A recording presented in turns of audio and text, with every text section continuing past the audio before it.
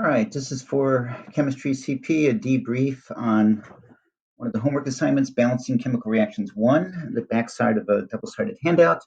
And it leads off with number 11 because the front side had 1 through 10.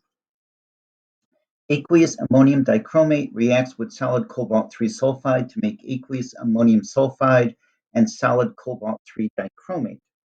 All right, well, so you should always have your periodic table handy.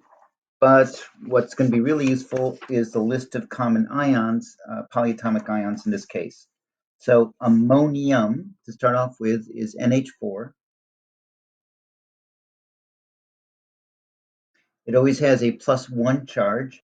Dichromate, when you find it, is Cr2O7 with a 2- charge. So to balance these, I'm going to need 2 ammoniums for every 1 dichromate.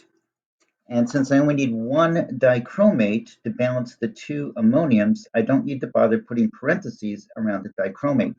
I would just write Cr2O7, and it says aqueous. So now in parentheses, AQ in parentheses, there is ammonium dichromate.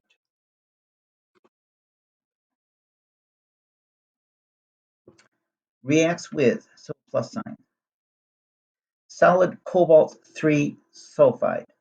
So cobalt by itself can have multiple oxidation states. The Roman numeral 3 means specifically it's in a +3 state. Sulfur is one of those elements that's always going to be a 2- state, same as oxygen. So sulfur with a 2-, cobalt with a 3+. I'm going to have to do my crisscross. I'm going to need 2 cobalts for every 3 sulfurs. Some of you thought this was sulfate, but it's not. Sulfide is sulfur when it's the second element of a binary compound. So CO2S3 is cobalt-3 sulfide. To make, so an arrow pointing to the right. And it's solid, so let's put a little S here in parentheses for completeness. To make aqueous ammonium sulfide. So ammonium, NH4, is always a 1+, and sulfur is always a 2-. So I'm going to need 2 ammoniums for every sulfur, but I only need 1 sulfur. And there's the ammonium sulfide, aqueous, so in parentheses AQ, plus solid cobalt-3 dichromate. Well, cobalt has a 3+ charge. Dichromate has a 2- charge. So we're going to have to do crisscross. I'll need 2 cobalts for every 3 dichromates. So here the dichromate has to go inside of parentheses because I'm dealing with more than one of them. In fact, I'm going to need 3 of them, and they are in the solid state. So here is the skeletal equation written. Aqueous ammonium dichromate reacts with solid cobalt-3 sulfide to make aqueous ammonium sulfide and solid cobalt-3 dichromate. You're also supposed to balance this reaction.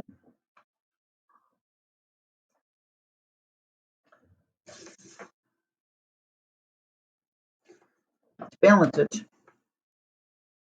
we set up a rap sheet. That's what I normally do.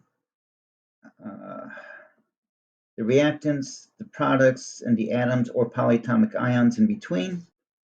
I see I have 2 ammoniums on the left, 2 ammoniums on the right. I see I have 1 dichromate on the left, 3 dichromates on the right. So I might want to start off by putting 3 coefficient in front of the first reactant. This will give me 3 dichromates on the left and 3 dichromates on the right. I see I need 3 sulfurs on the right to match the 3 sulfurs I have on the left. So putting the coefficient of 3 in front of the first product, let's see what this does for me overall. As far as the ammoniums go, I have 3 times 2 is 6 ammoniums on the left. On the right, I have 3 times 2 is 6 ammoniums on the right. That checks. On the left, I have 3 dichromates. On the right, I have 3 dichromates, so they check. On the left, I have 2 cobalts. On the right, I have 2 cobalts. On the left, I have 3 sulfurs. On the right, I have 3 sulfurs. Everything checks. So the coefficients are 3. The balanced chemical reaction becomes 3 molecules of aqueous ammonium dichromate react with 1 molecule of solid cobalt 3 sulfide to make 3 molecules of aqueous ammonium sulfide and 1 molecule of solid cobalt 3 dichromate. Ta-da! There's number 1. Number 2, aqueous sodium chloride. Sodium chloride is NaCl, in parentheses, AQ. And, so that's a plus sign, aqueous lead 4 nitrate. Well, lead is Pb. Nitrate is NO3 with a 1 minus charge. Lead 4 means I'm going to need 4 of these nitrates to balance that 1 lead. So we're going to need parentheses, open parentheses, write the nitrate polyatomic ion, NO3, close parentheses, subscript 4, to give me 4 of those nitrates. Makes, arrow to the right. And this is aqueous, by the way. So in parentheses, AQ, makes solid lead 4 chloride. Lead is going to have a plus 4 charge. From the periodic table, chlorine is always a minus 1, and therefore I'm going to need 4 chlorines in this case, and it's going to be a solid. So in parentheses, S. And, so plus sign, aqueous sodium nitrate. Well, sodium is Na. Nitrate is still NO3 with a 1 minus charge. So I'm only going to need 1 nitrate for each sodium, and in parentheses, AQ for aqueous. All right, I set up my rap sheet. Comparing the number of atoms on the left in the reactants to the number of atoms on the products, and also for polyatomic ions, matching them. Well, on the left right now, I have 1 sodium on the left, 1 sodium on the right. 1 chlorine on the left, 4 chlorines on the right. So let's goose up and put a 4 on the left as my first brush at doing something to make this balance. So now I have 4 sodiums on the left. I need 4 sodiums on the right. Okay, so I have 4 sodiums on the left, 4 sodiums on the right. 4 chlorines on the left, 4 chlorines on the right. I have 1 lead on the reactants. I have 1 lead in the products. I have 4 nitrates in the reactants. I have 4 nitrates in the products. So my balanced chemical reaction says for every 4 molecules of aqueous sodium chloride combining with 1 molecule of aqueous lead 4 nitrate, I make 1 molecule of solid lead 4 chloride and 4 molecules of aqueous sodium nitrate. Number 3. Liquid dihydrogen monoxide breaks down into hydrogen gas and oxygen gas. This is like the one that you should know by heart. Dihydrogen monoxide is commonly known as water, liquid water. breaks down. So just an arrow to the right. Into hydrogen gas. But hydrogen is one of the 7 diatomic molecules. So it's always going to be an H2 when it's by itself. And yes, it becomes a gaseous state. And oxygen is another one of the 7 diatomic molecules. So when it's by itself, it's O2, and yes, it's in a gaseous state. As I set up my rap sheet,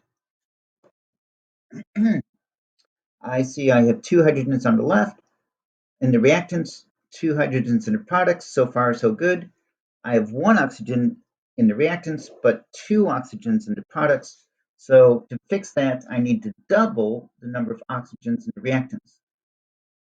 Well, when I do that, now I have 4 hydrogens on the left, so I need to double the hydrogens in the products as well.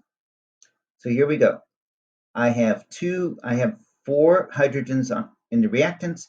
I now have 4 hydrogens in the products. I have 2 oxygens in the reactants. I have 2 oxygens in the products. The final balanced chemical reaction says, for every 2 molecules of liquid water, I can break them down into 2 molecules of gaseous hydrogen and 1 molecule of gaseous oxygen. Number 14. Solid magnesium carbonate reacts with aqueous hydrogen phosphate to make aqueous magnesium phosphate, liquid dihydrogen monoxide, and carbon dioxide gas. Well, solid magnesium carbonate. So magnesium is always going to be a 2 plus charge because of its location on the periodic table. It's an alkaline earth metal.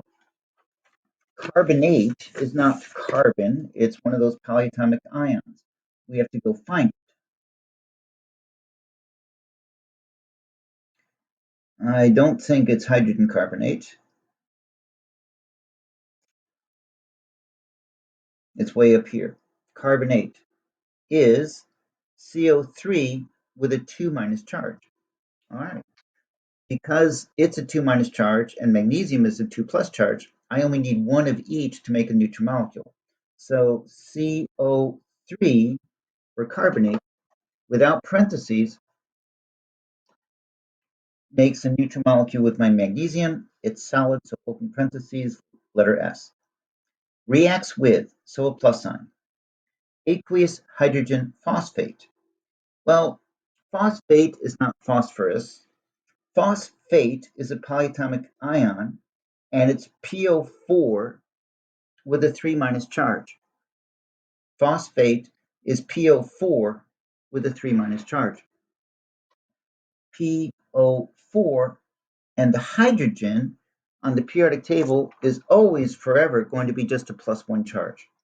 So if phosphate is a 3 minus charge, I'm going to need 3 hydrogens to make this into a neutral molecule. And it says it's aqueous hydrogen phosphate, so in parentheses, AQ, close parentheses. To make, so that's an arrow pointing to the right. Aqueous magnesium phosphate. Well, again, magnesium is always going to be a 2 plus. Phosphate is a 3 minus. So I'm going to have to crisscross, and I need 3 of the 2 plus magnesiums for every 2 of the 3 minus phosphates. So Mg3, open parentheses, PO4, close parentheses, subscript 2, and this is aqueous, so in parentheses, AQ. Comma, liquid dihydrogen monoxide, so that's plus, and that's just water, H2O in a liquid state, and plus carbon dioxide gas. Carbon dioxide gas is CO2. So there's the skeleton equation. And now when I set up my rap sheet, I need to identify uh, the coefficients to make this all balanced at the end. I have 1 magnesium on the left, and that's my habit. I just tend to work left to right across the reactants. Once I've worked throughout all the reactants, making the products balance each one, I'm done. So I start off with magnesium. I have 1 on the left, 3 on the right. Well, let's bump this up to 3 on the left. Now I have 3 magnesiums on the left in the reactants, 3 magnesiums in the products. I have 3 carbonates in the reactants, and I don't even have a carbonate in the products. Instead, I have carbon dioxide gas and water that I don't have on the left. So this gets a little sophisticated where I need to think more carefully about how many atoms of oxygen do I have. They're in every reactant and they're in every product. So balancing the oxygens next is maybe not the best choice. I can kind of look at the carbons. The only place there's carbon in the reactant is in the carbonate.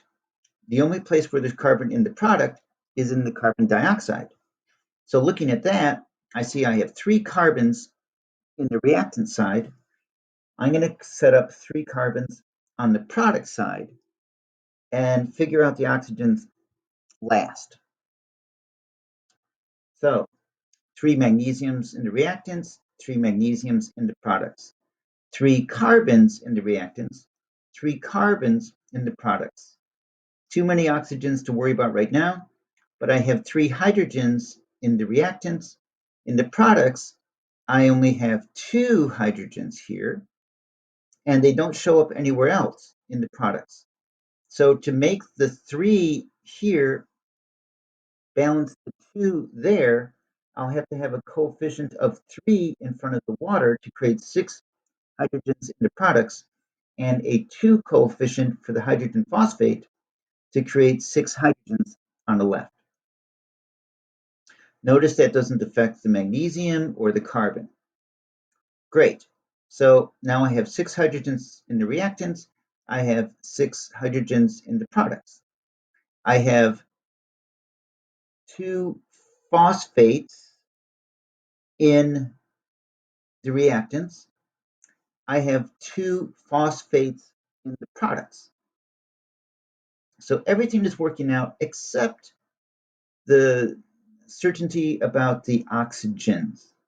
So on the left, outside of the phosphates, see, I don't need to count the phosphates now because they're a group, and that oxygen that is still in that group, ignore them from now on.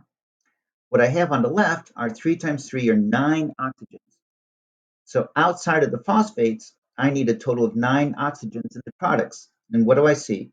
I see 3 times 2, I have 6 oxygens in the carbon dioxide gas, plus I have 3 times 1 is 3 oxygens in the water.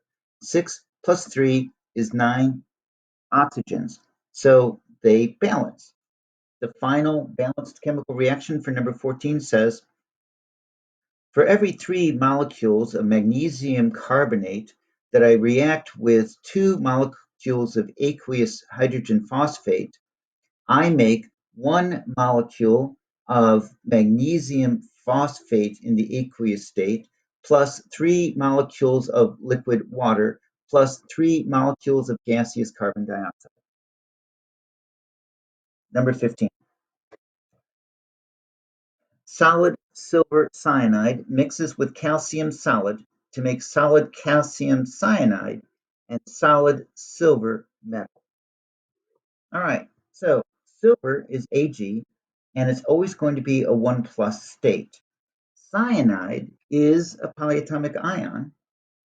It is carbon and nitrogen triple bonded to each other, I think, tightly bound. It took them a while to realize that this wasn't an element, it was actually a polyatomic ion. So it has a 1 minus charge. Silver is always 1 plus, so 1 of each, Ag, Cn. And of course, every time you write an element symbol, the first letter must be capital, and any additional letters for that symbol must be lowercase. So solid silver cyanide, little lowercase s in parentheses for solid, mixes with, so that's a plus sign. Calcium solid, that's just calcium, Ca, and it's in the solid state. To make is an arrow pointing to the right. Solid calcium cyanide. Well, calcium, being an alkaline earth metal, is, like magnesium and beryllium, always going to be a 2+ charge. And cyanide is a 1- charge. So I'm going to need 2 cyanides for every calcium. That means I need to use some parentheses and put Cn inside the parentheses with a subscript 2, and finally in parentheses subscript S for solid. This is calcium cyanide, solid. And, so that's a plus sign, solid silver metal. So that's just Ag, and a metal, you could put that as an S for solid. I didn't really bother doing M for metal. All right, so here's my skeleton equation. And now, as I build my rap sheet, I just work left to right through the reactants and make them balance on the right. On the left, I have 1 silver. On the right, I have 1 silver. On the left, I have 1 cyanide molecule, or polyatomic ion. On the right, I have 2 cyanide polyatomic ions. So to balance that, I'm going to bump the coefficient on the first reactant up to 2. That means I have 2 silvers in the reactants. So I need to bump it up on the right and have 2 silvers in the products. So now let's go through my list again. I see I have 2 silvers in the reactants, 2 silvers in the products, 2 cyanides in the reactants, 2 cyanides in the products, 1 calcium in the reactant, 1 calcium in the product. I'm done. Here's my final balanced chemical reaction for number 15. For every 2 molecules of solid silver cyanide that I mix with 1 atom of solid calcium, I make 1 molecule of solid calcium cyanide and 2 silver atoms. Because the calcium is just an atom and the silver is just an atom. Number 16. Gaseous dichlorine heptaoxide and liquid dihydrogen monoxide to make aqueous hydrogen perchlorate. So combined with to make. Gaseous dichlorine heptaoxide. Chlorine is Cl. Di means 2. So Cl subscript 2. Hepta means 7. Oxide means it's oxygen. So oxygen subscript 7. Gaseous in parentheses. This is gaseous dichlorine heptaoxide. And, plus sign, liquid dihydrogen monoxide. Well, that's H2O. That is water, you know. To make, so that's an arrow pointing to the right, aqueous hydrogen perchlorate. All right, so we need to look up what the heck is perchlorate. Going through our list of polyatomic anions. Peroxide, no. Chloride, no. Chlorate, no. Perchlorate, let's check. Perchlorate, yes. So we want perchlorate. And according to this fine chart, it is Cl04. That's a chlorine, not a carbon iodine. Cl04 with a 1- charge. Cl04 with a 1- charge. Meanwhile, hydrogen is always a 1+ charge. So one of each, and they are satisfied as a neutral molecule, and in parentheses, AQ, meaning it's in the aqueous state. It's dissolved in water. So this is the skeleton. That is hydrogen perchlorate. Now to balance them, as I look at my rap sheet, I just work left to right across the reactants. I see on the left I have 2 chlorines. On the right, I only have 1 chlorine. So, yikes, let's at least bump that up with a factor of 2 on the right. So now I have 2 chlorines on the left, 2 chlorines on the right.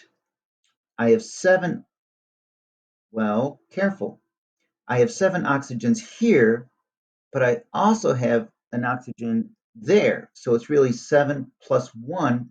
I have 8 oxygens in total on the reactant side. On the right, I have 2 times 4 is 8 oxygens on the right. Whew, that balances.